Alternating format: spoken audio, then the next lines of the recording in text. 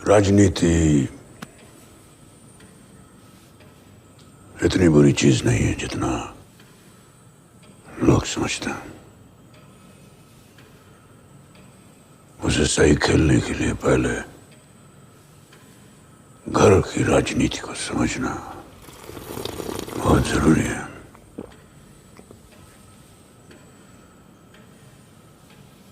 अंग्रेजी में उसे palace politics कहते हैं।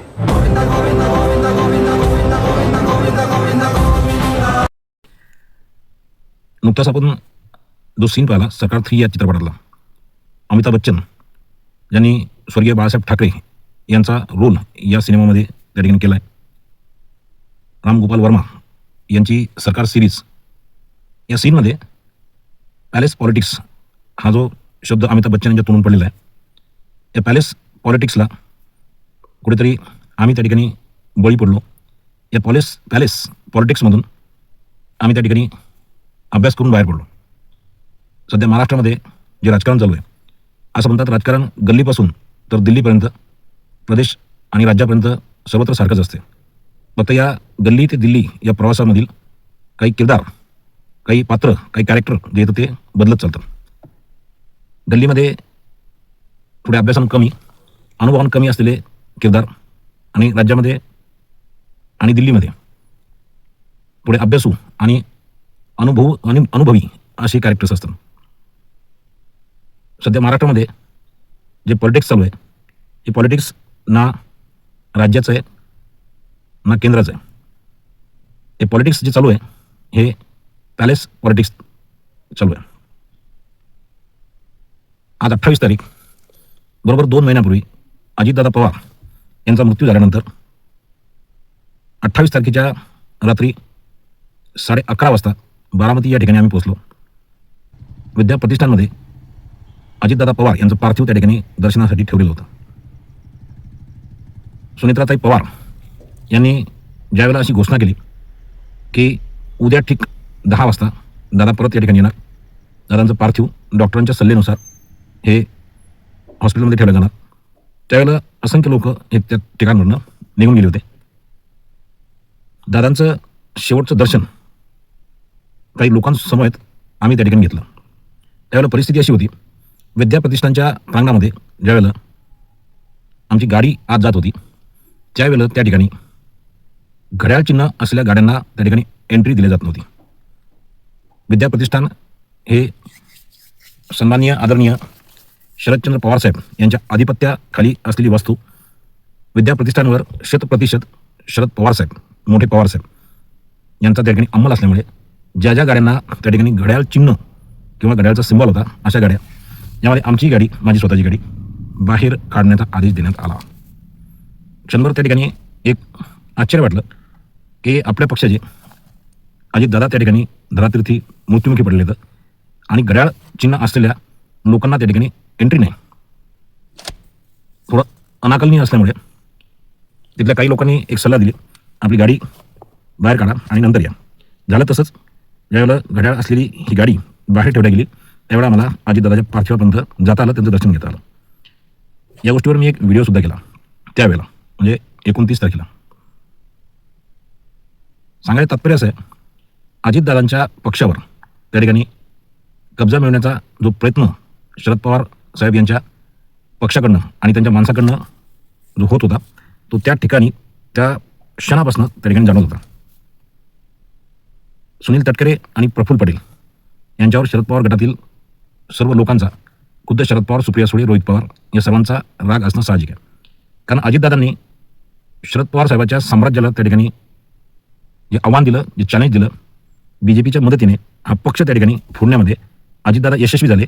आणि अजितदादांना यशस्वी होण्यासाठी प्रफुल्ल पटेल आणि सुनील तटकरे या 2 व्यक्तींनी केलेली मदत ही त्या ठिकाणी कुठे ना कुठे शरद पवार साहेब आणि शरद पवार साहेबांचा सगळा जो काही चमू आहे, सगळा जो काही समूह आहे, या सगळ्या लोकांना त्या ठिकाणी खटकला होता.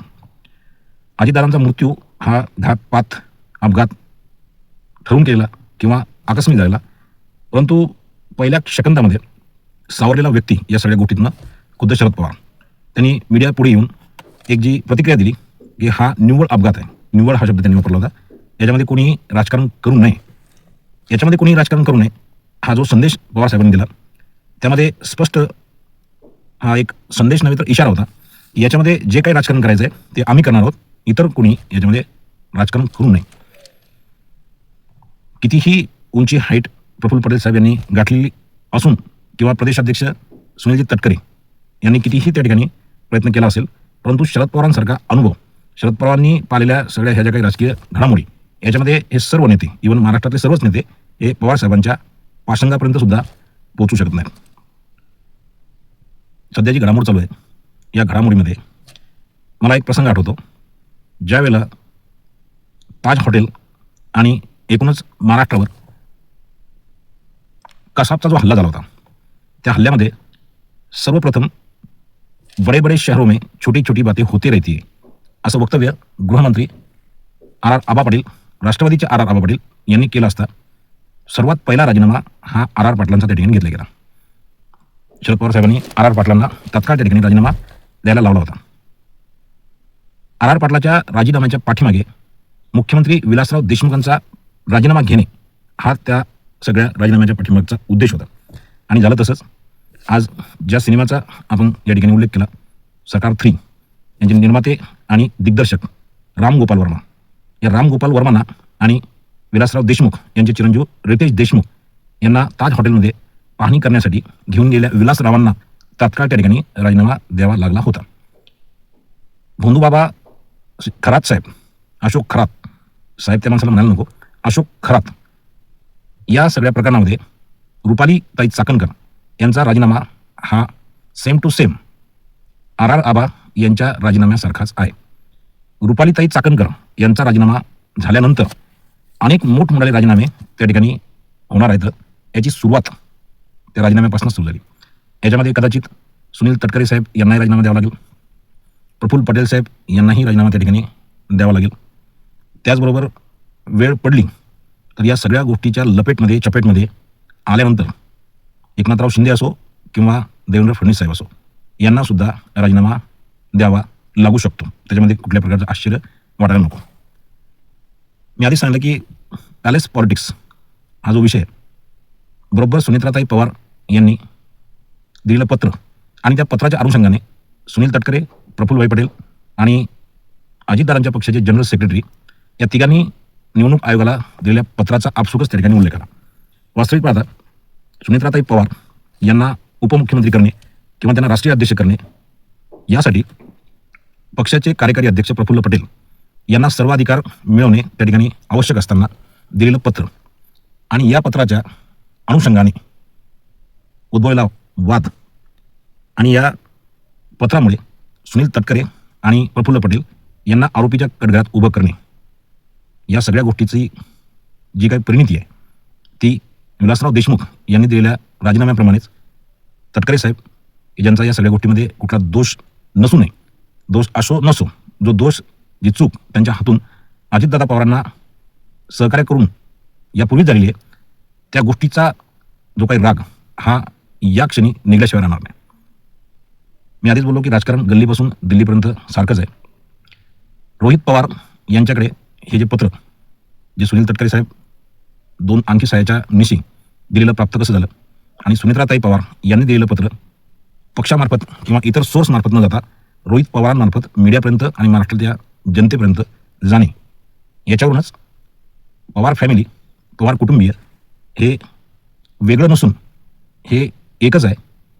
आणि ज्या काही घडामोडी घडतात ह्या सुनेत्राताई पवार, रोहित पवार, पार्थ आणि जय पवार आणि खुद्द शरद पवार यांच्या संमतीनेच घडतात, ही गोष्ट त्या ठिकाणी सिद्ध होते. असो आज 28 मार्च, 28 जानेवारी, आज 2 महिने अजितदादांना जाऊन त्या ठिकाणी झाले. तर महाराष्ट्राच्या या सगळ्या घडामोडी ज्या आहेत या समजून घ्यायला सर्वसामान्य माणसाला त्या ठिकाणी खूप वेळ लागणार आहे. परंतु राजकारणाचा अभ्यास असणारे जाणकार यातनं जो काय अर्थ काढायचा तो अर्थ व्यवस्थित त्या ठिकाणी काढत आहेत. भविष्यामध्ये प्रफुल्ल पटेल साहेब, तटकरे साहेब आणि अन्य काही हे सर्व लोक राष्ट्रवादीपासून अलविदा होऊन दोन्हीही राष्ट्रवाद्या, ती शरद पवार साहेबांची आणि आता सुनेत्राताई पवार यांची एक होऊन विलीनीकरण करून महाराष्ट्रामध्ये पक्षांतर्गत, सरकारांतर्गत आणि महाराष्ट्र अंतर्गत असलेल्या सर्व राजकीय नेत्यांना, पक्षांना धोबी पछाड देऊन पुन्हा एकदा नव्या जोमाने त्या ठिकाणी काम करतील आणि महाराष्ट्रातील प्रत्येक माणूस पुन्हा एकदा पवार फॅमिलीचा लोहा त्या ठिकाणी मानल्याशिवाय राहणार नाही. 2 महिने अजितदादांना जाऊन झाले. अशा नेत्यानं यावेळी अशा वेळी अवेळी जाणं नको होतं. अजितदादा सर्वांना त्या ठिकाणी हवे होते, परंतु दुर्दैव आहे सर्वांचं, तुमचं आमचं. अजितदादा आज आपल्यात नाही येतं. आज 2 महिने पूर्ण झाले. दादांना प्रत्येक महिन्याला नव्हे तर प्रत्येक दिवसाला, प्रत्येक तासाला, प्रत्येक क्षणाला त्या ठिकाणी श्रद्धांजली दिली ती थोडीच आहे. असा नेता पुन्हा होणे नाही. भावपूर्ण श्रद्धांजली अजितदादा. धन्यवाद. जय महाराष्ट्र, जय राष्ट्रवादी, जय अजितदादा.